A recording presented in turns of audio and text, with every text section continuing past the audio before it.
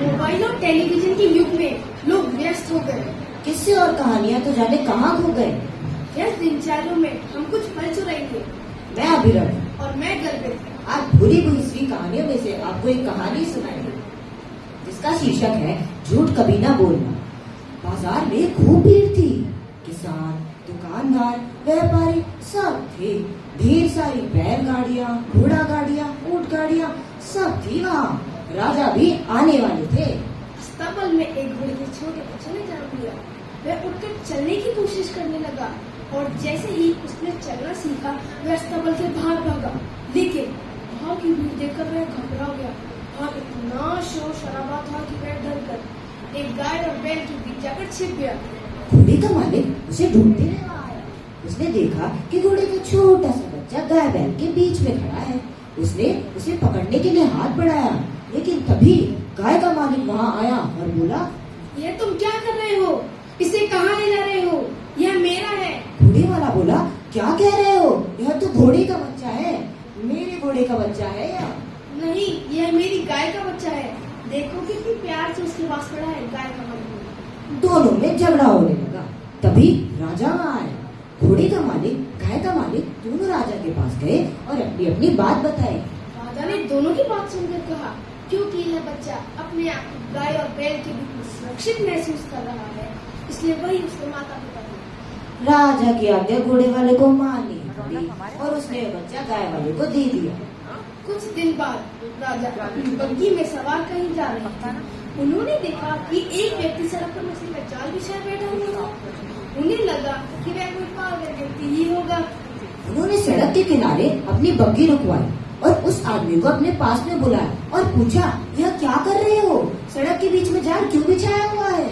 महाराज, मैं मछलियाँ पकड़ रहा हूँ। उस व्यक्ति ने। मछलियाँ? सड़क पर मछलियाँ? क्या तुम पागल हो गए हो? महाराज, यदि एक गाय और बैल एक घोड़े को जन्म दे सकते हैं तो मैं सड़क पर से मछली क्यों नहीं पकड़ सकता? महाराज ने उस व्यक्ति को ध्यान से देखा। अब वह उस व्यक्ति को पहचानने लगे। यह और कोई नहीं, वही घोड़े वाला था। उन्होंने तुरंत अपने सैनिकों को आज्ञा दी, जाओ उस गाय बैल के मालिक को बुला कर लाओ। गाय के मालिक को घोड़े का बच्चा वापस करना पड़ा।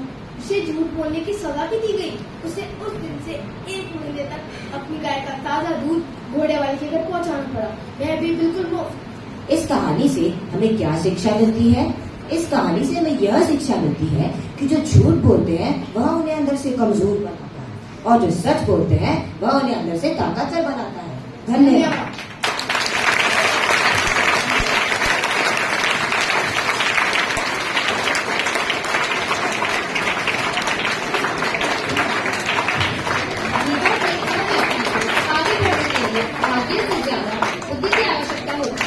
इस बात को सिद्ध करने आ रहे हैं अपराक्षी और मिशिका रेड हाउस से अपनी कहानी के साथ, जिसका शीर्षक है भाग्य और बुद्धि।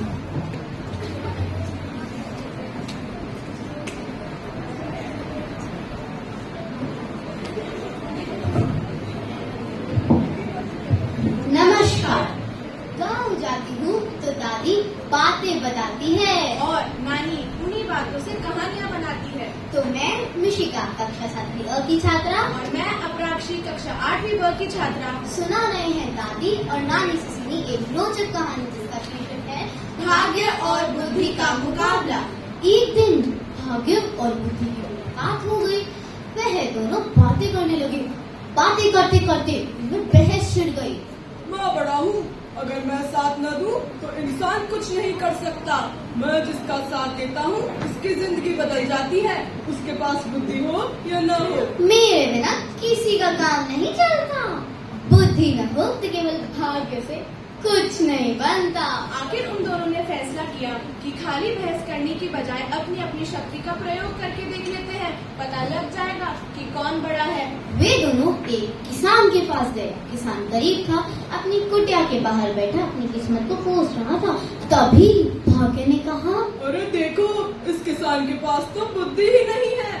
मैं अभी इसका भाग्य बदलता हूँ, यह खुशहाल और सुखी हो जाएगा। तुम्हारी तो कोई जरूरत ही नहीं पड़ेगी। किसान की कुटिया के साथ ही उसका एकमात्र खेत था। खेत में उसने ज्वार बो रखी थी। बालियां आ रही थी। इस बार उसने बालियों को निकट से देखा। बालियों पे भाग्य के प्रताप से मोती लगे थे।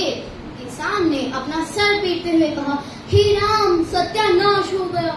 इस बार तो कहा ज्वार के स्थान पे पत्थर कंकड़ आ गए हैं। वह रो ही रहा था कि तभी वहां से उस राज्य के राजा और उनके मंत्री गुजरे। उन्होंने दूर से वह फसल देख ली थी। मोतियों की चमक देखते ही पहचान गए। दोनों बग्गी से उतरे और निकट से देखा। अरे ये तो सचमुच के मोती हैं। दोनों बोले, यह कितना धनी किसान है जिसके खेत में मोती ही मोती उगते हैं। मंत्री ने किसान से कहा, भाई हम एक बारी तोड़कर ले जाएं? एक क्यों 150 ले जाओ, पत्थर ही तो है।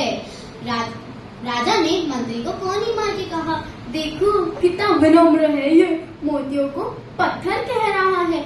मंत्री बोले, इसका दिल भी विशाल है। हमने एक मांगा और 150 ले जाने को कह रहा है। दोनों बालियां तोड़कर चले गए।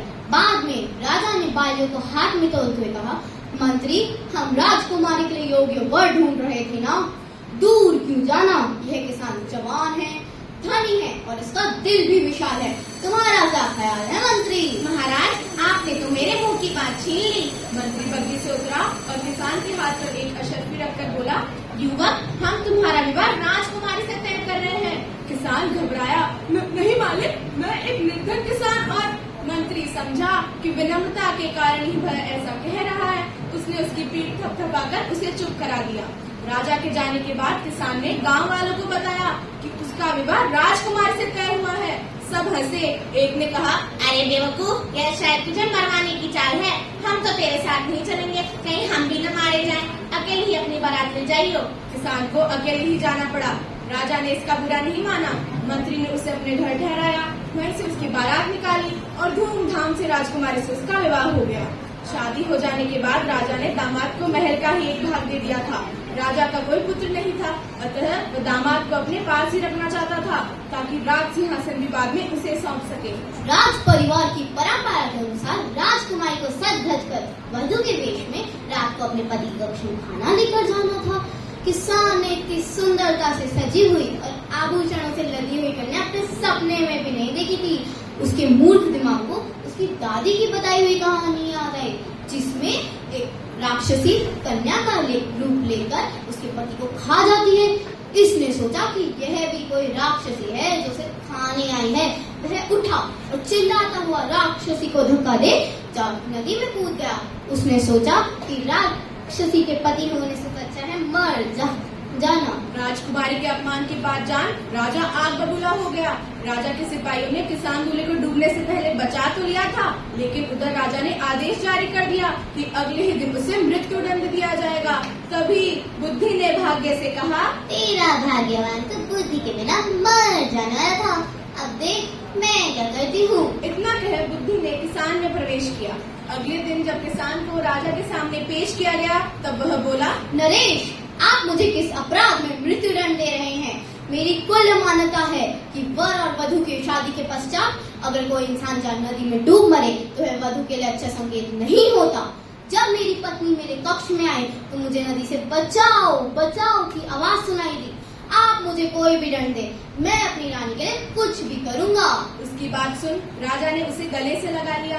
पिता और पुत्री ने लज्जित होकर अपने असंगत व्यवहार के लिए उससे माफी मांगी। तीनों खुशी खुशी महल की ओर चल दिए। बुद्धि ने मुस्कुराकर भाग्य की ओर देखा तो देखा आपने जीवन में बुद्धि और भाग्य क्या सामंजस्य कितना महत्व रखता है।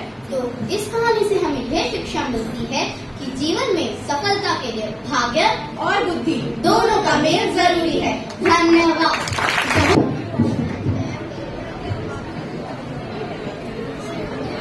पेड़ हमें देते ऑक्सीजन, छाया और मीठे फल। पेड़ हरा रहे इसलिए देते रहे शीतल जल। नानी कहती थी उनके जमाने में खूब थे बाग बगीचे और कुएं। कुओं के पास खेलते और पेड़ों पर थे चढ़ते। कुएं न जाए कट, कुआं न जाए पट। इसी पर सुनाते हैं कहानी। मैं रौनक और मैं मनन एक कहानी। गांव में रामधन को सब जानते थे, क्यों न जाने भाई। उस जैसा सीधा साधा और मेहनती किसान कोई को ही मिलता था। उसके पास 20 बीघा जमीन थी। जमीन तो दूसरों किसानों के पास उससे ज्यादा थी, पर फसल सबसे अच्छी रामधन की उगती थी। कुछ लोग इसका श्रेय उसकी समझदारी को, तो कुछ लोग इसका श्रेय उसके खेतों के बीचों बीच बने कुएं को देते थे।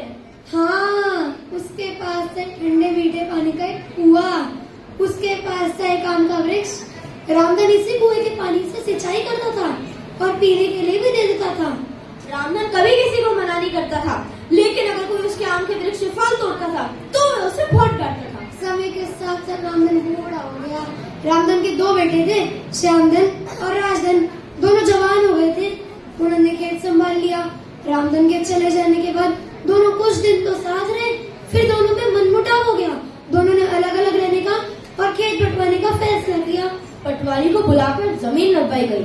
पटवारी ने उन दोनों के लिए 10-10 बीघा जमीन नापी, लेकिन एक मुश्किल आई। नहीं, एक नहीं, 2 मुश्किलें आई।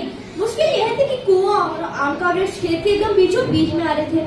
खेत को बार बार नापा गया। कुआं और पेड़ या तो कभी इधर या कभी उधर आ रहे थे। कोई भी उसे छोड़ना नहीं चाहता था।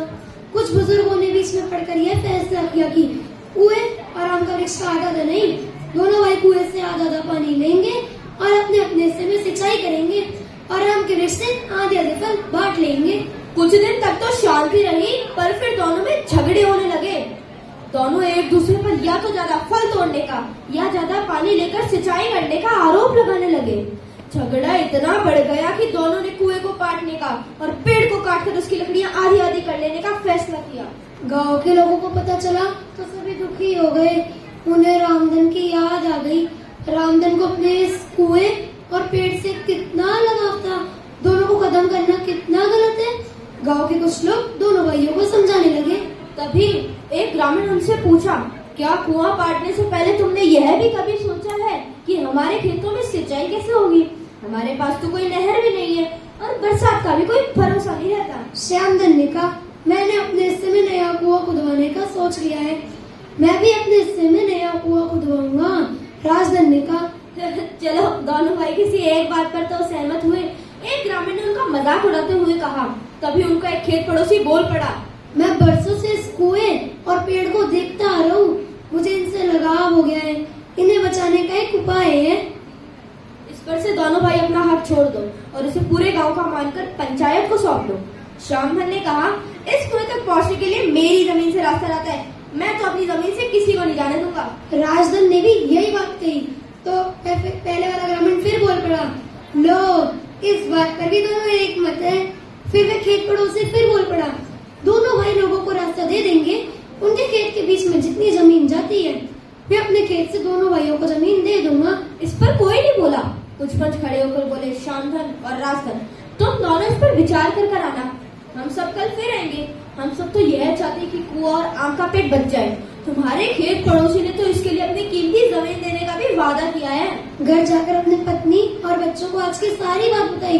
फिर श्यामधन की पत्नी ने मायूसी के साथ कहा, अगर ऐसा हो गया तो आप दोनों भाई कभी एक नहीं हो सकेंगे। मनमुटाव सही दुश्मनी में बदल जाएगा। वहीं राजधन के बच्चों ने जैसे ही ये सुना तो वह बोल पड़े, यानी कि अब हम ये नहीं कह सकते कि कुआं और आम का वृक्ष हमारा है। जब हम छोटे थे तब तो दादाजी यही कहा करते थे कि ये कुआं नहीं, रामधन का कुआं है, और ये आम का वृक्ष नहीं, रामधन का वृक्ष है। अब कौन छीन रहे हैं हमसे? राजधन अपने बच्चों को यह बात नहीं कह सका कि हम दोनों भाइयों को जिद, फूट और अकड़ छीन रही है। दोनों भाई रात भर चैन से नहीं सो सके। सुबह उठकर जब दोनों भाई खेत में गए तो वे देखकर पहचान गए कि सामने वाला क्या बोलना चाहता है। दोपहर को जब उनका खेत पड़ोसी और सारे गांव के पंच आए तो वह देखकर हैरान हो गए कि दोनों भाई अपने खेत के बीचों बीच बनी बाढ़ को हटा रहे हैं। क्यों ना हटाए भाई? जिस कुएं के पानी को पीकर वो बड़े हुए हैं, जिस पेड़ से कच्चे पक्के आम खाकर आए हैं, उन्हें अपने हाथों से बर्बाद करें। बल्कि सारा गांव इन्हें बचाने पर जुटा हुआ है। नाराज खेत पड़ोसी भी अपना मन बदल चुका था और अब दोनों के पास 10-10 नहीं बल्कि 20-20 बीघा जमीन हो गई। कुआं और पेड़ भी आधे आधे नहीं, पूरे के पूरे हुए। तो इस कहानी से हमें यह शिक्षा मिलती है कि रूठे हुए को मनाना होगा, जल और जंगल को बचाना होगा। लड़ झगड़ कर खेत छोटे मत करो। प्रेम की जल्दी इस लड़की को नमस्कार, मैं लक्ष्मीधर यादव कक्षा 7वीं अ की छात्रा और मैं शौर्य राठौर कक्षा 6वीं ब का छात्र। आज आप सभी के समक्ष एक कहानी प्रस्तुत करने जा रही हैं, जिसका शीर्षक है राजा का चक्का। प्राचीन समय की बात है। एक राज्य में एक राजा राज करता था। उसका राज्य खुशहाल था। धन धान्य की कोई कमी नहीं थी। राजा और प्रजा खुशी खुशी अपना जीवन यापन कर रहे थे। एक वर्ष उस राज्य में भयंकर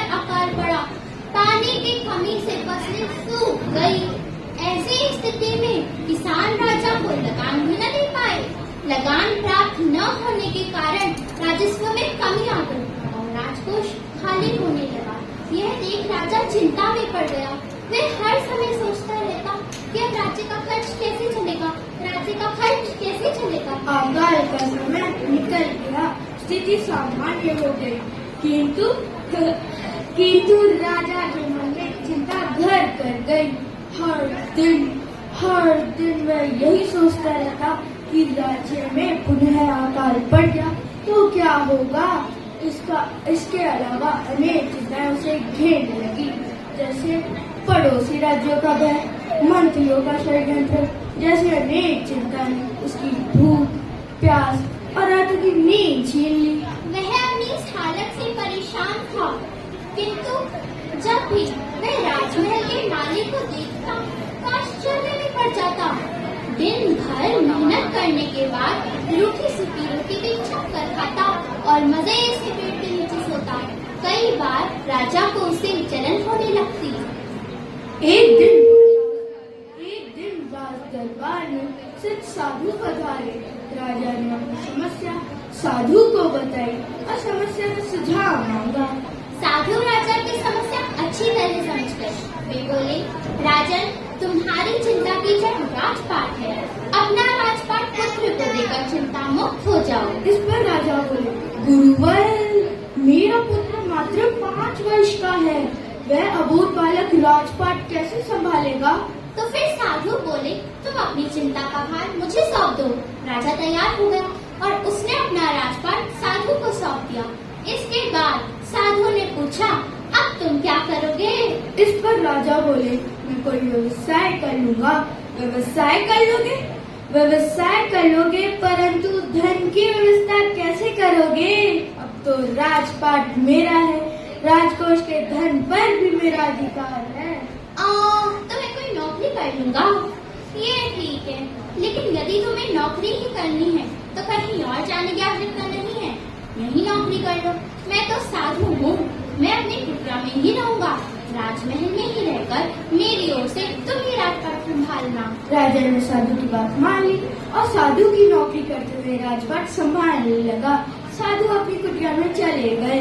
कुछ दिनों बाद साधु पुनः राजमहल पधारे और राजा से भेंट कर पूछा, कहो राजन, अब तुम्हें भूख लगती है या नहीं, और तुम्हारी नींद का क्या हाल है।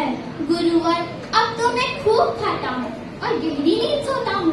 पहले भी राजपाट का कार्य किया करता था, अब भी करता हूँ। फिर ये परिवर्तन कैसे, ये मेरी समझ के बाहर है।